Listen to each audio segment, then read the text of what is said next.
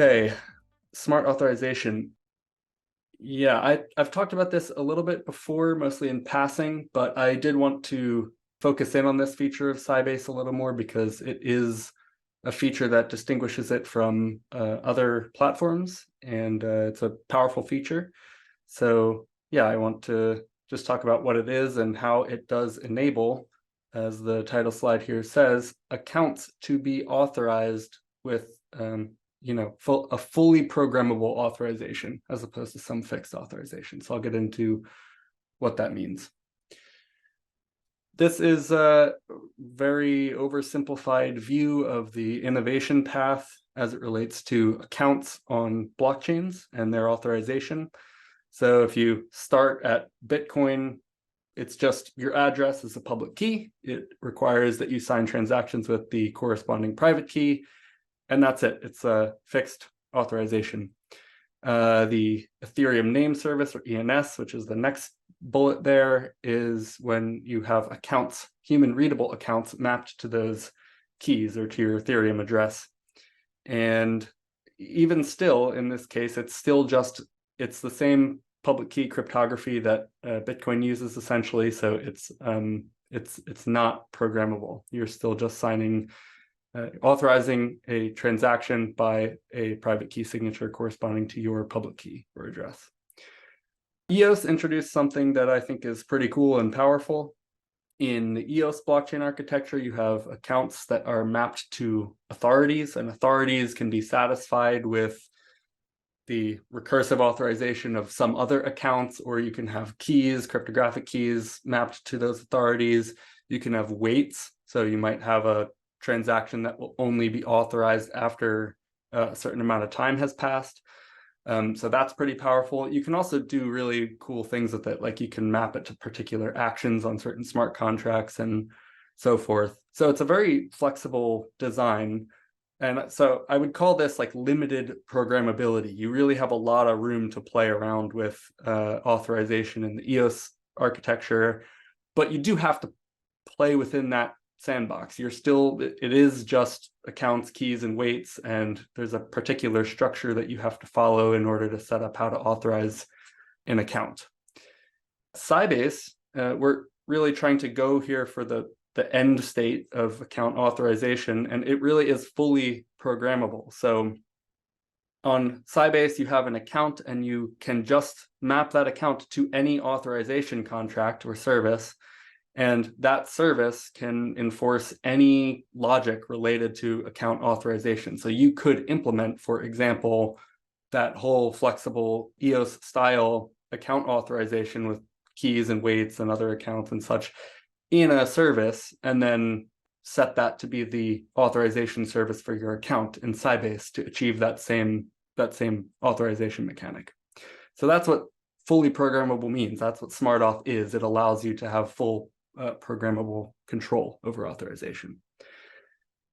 Some example use cases. You've heard me mention before probably that not only the logic related to how the authorization works, but this also includes the curve itself and the verification, the cryptographic verification. So if you need BLS curves for aggregate signatures, or the quote pasta unquote curves that are related usually to privacy applications, and the Sybase deployment that you're interested in doesn't support those curves, well, if you can compile a verifier for those curves to wasm, you can upload it to Sybase, and then you could use it in an authorization service. And you don't have to wait for any kind of coordination of the native chain in order to give yourself that capability. Multisig, that's a very common requirement for a lot of use cases. So multisig could be implemented in one such auth service. Here's a couple weird ones. Spending limits. So I just was trying to think off the top of my head here, but like you could have a service that allows for transactions to go through, like token transfer transactions, for example, if the transfer amount is below a particular spending limit or some kind of dynamic spending limit that changes over time or refreshes or whatever the logic is. But you could do that. You could have, here's an interesting one, by NFT. So what I meant by this is you could have authorities that are mapped to NFTs, And the holder of an NFT is able to transact on behalf of a particular account that's authorized with this by NFT authorization. And then that would mean if you transfer the NFT around on the market or something, then the new owner of that NFT basically just now owns that account that is authorized by that NFT. So there's really a lot of potential use cases here. It's hard to think of them up front, but this is like a really far upstream innovation here. So it really enables lots of people and developers to play farther downstream and implement whatever their use case requires. So how does it work? I'm going to get into the weeds here on how it works. And it's a little complicated, but yeah, I'll do the best I can to explain this. But it works through a system that we call claims and proofs. Claims you can basically think of as a key, right? But it's not called a key because it could be things other than keys. It's a generic system. And then there's proofs, which are, as the name suggests, the proof that you do in fact possess the information that you claimed. So every transaction that gets submitted with a claim or claims, for example, a public key, and a corresponding proof. So that would be like a signature using the private key corresponding to the public key. A claim could be complex. It could be a multi-sig claim, for example, but the important part is that the claim on the transaction must at least include whatever is needed to authorize actions from that sender. And whatever is needed is specified by that sender's authorization service. So that was a lot of words. I'm going to give a visual now here that hopefully makes this even more clear. On the left, you see what is submitted by an account. So this is like serialized on some front end before it gets sent to the right side, which is what you see on chain. So that's like data and services that are actually on the blockchain. Now, on chain, on the right side, every user specifies their auth service, as I've said. So for example, if you have a user, Alice, she might specify that her auth service is auth EC sys. And that is actually a real default service that we've written that just does basic public key cryptography as you're used to on most other chains. If she does that, then what that would mean is that auth service is going to be part of the verification process for any transactions that get submitted from Alice. And that auth service is going to check the claims. It's going to check the claim data. So in this case, for our example, it's going to check that the claim includes Alice's public key. If Alice is sending the transaction, it needs to claim to know Alice's public key. In addition, it'll check that the verify service that's specified in the claim is the verify service corresponding to auth EC-sys, this auth service, which in this case is the verify EC-sys service. Now, on the front end, what is a transaction?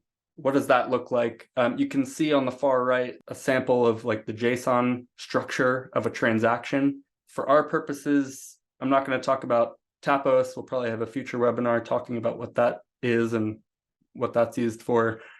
But a transaction has, of course, the actions that you're calling. So the sender, what service you're targeting, the action in that service, any data associated with the action. In this case, Alice is saying hello to Bob. And then you have the claims. There's a claims section in the transaction. And the claim has the service, like I said before, the verify service. And the claim has some public key, in this case, Alice's public key. And so that's just serialized in JSON, just like this. That's what a transaction looks like. But there's another piece to what actually gets sent to the chain, because what gets sent to the chain isn't just a transaction, it's a signed transaction, or I guess really that should say authenticated transaction, because signed implies you're using this public key auth. But a signed transaction here needs to also include a proof for those claims. And so the proof for our example would just be that you hash the transaction and you sign the transaction with the private key, Alice's private key, that corresponds to the public key claimed in the claim data. Okay, so that's the signed transaction object. Now, when that gets submitted to the chain, as you can see from the arrows, that there's two pieces that are involved in verifying that, and that's the auth service specified by Alice, which we talked about. And then there's also the verify service. And the verify service, if you remember, the auth service just checked that the claim was correct. Like, does this transaction even claim to know Alice's public key? Well, the verify service is the thing that actually checks, is there a proof that proves that claim? So in this case, it would be, is there a signature on this transaction that is signed using Alice's private key, which corresponds to the public key? And that's really it. So that's the whole flow here. So I'm just going to rewind here and then blaze through it again. But like, there's an account, has an auth service. That auth service defines what the claims need to look like. So maybe Alice's public key is what needs to be claimed. When you're submitting a transaction, you need to include the correct claim. So Alice's public key. There needs to be a proof submitted as part of that authenticated transaction. So that would be like the signature. And then the verify service will check that proof proves the claim.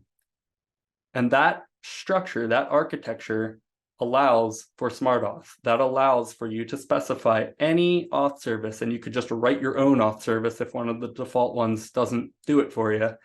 And you could specify any type of claim that you want. You could then point it at any verify service that you want and write your own verify service, including custom curves, like I said before. And that's the whole structure. I wanted to give one final example about a use case here. And it's just a cool example, I thought, because this is actually a real example. This is an example of how we've already used Smart Auth to achieve something that we couldn't have done without it. So the problem is this. Any blockchain that has this account structure has some similar problem here, which is that when you have a new user that wants to create an account, that every account has some piece of on-chain state associated with it. So you need to map the account to, for example, a public key. How do you do that? Because in order to submit a transaction to create an account, you have to have an account, because somebody has to pay for the transaction. So there's this chicken and egg problem. And the solution that we've come up with, this is just a sneak peek. We'll probably talk about this in a lot more detail later, but a user can create an invite, and that invite has a public key associated with it. And then you might send that invite that you created to somebody that you want to invite to create an account on the chain. And when you send the invite to them, you're sending them a link, and that link might encode a private key that corresponds to the public key of the invite. Now, the user accepting that invite, they submit the transaction not from their account, but they submit the transaction from a generic system account, basically like a fixed account. And that account uses custom authorization. It doesn't use the normal authorization mechanism. It uses an authorization where the transaction will be authorized if the transaction is signed with a private key that corresponds to any invite that has been generated. So that allows any user, even users without accounts existing on the chain, to submit a transaction as this special user, signing it with a key that they got as part of an invite to the chain. And now that transaction can go through and can be used to create the initial account for that new user. So that's the example. I hope that example made sense. But yeah, that is an example use case here of how we used Smart Auth to do something that is, I think, going to make a really slick user experience for when new users are trying to sign up. So hopefully that made sense. That's really all I wanted to cover. That's my overview of Smart Auth. So with that, I will move to questions. And if anyone has questions,